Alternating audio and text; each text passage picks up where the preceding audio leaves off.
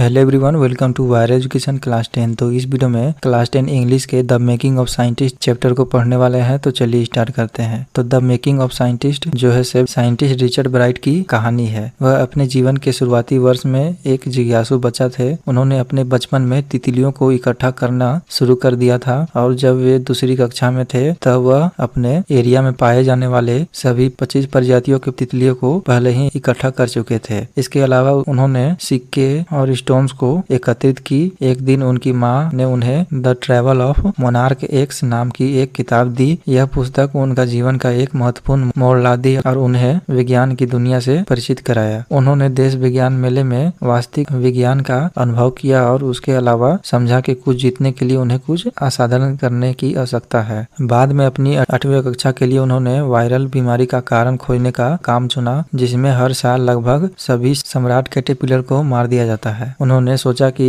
इसका कारण एक भृंग हो सकता है। इसके लिए उन्होंने भृंग की उपस्थिति के साथ कैटरपिलर को गुलाब दिया। हालांकि वह गलत था। अगले साल विज्ञान मेले के लिए उनकी परियोजना इस सिद्धांत का परीक्षण कर रही थी कि वायरस तितलियों ने सम्राट की नकल की। उनकी परियोजना की प्राप्ति विज्ञान में पहला और देश विज्ञान में तीसरा स्थान मिला। उसके बाद हाई स्कूल के अपने दूसरे वर्ष में रिचर्ड ब्राइट ने एक अज्ञात कीट हार्मोन की खोज की, जिसके कारण सेल के जीवों पर उनके नए सिद्धांत का जन्म हुआ। उन्होंने सम्राट प्यूपा की पीठ पर छोटे सुनहरे धब्बों के उद्देश्य को खोजने की कोशिश की। इस परियोजना ने देश विज्ञान मेले में पहला स्थान हासिल किया और उन्हें Walter read army institute of the research में काम करने का मौका मिला। उसके बाद हाई स्कूल के छात्र के रूप में उन्होंने अपने उन्नत प्रयोग को जारी रखा और अंत में हार्मोन रासायनिक संरचना की पहचान करने में सक्षम थे। एक दिन हार्मोन की एक्सरे तस्वीरों को देखने के दौरान उन्हें अपने एक नए सिद्धांत का विचार आया जो बताता है कि सेल उनके डीएनए पढ़ सकती है। एवराइट और उनके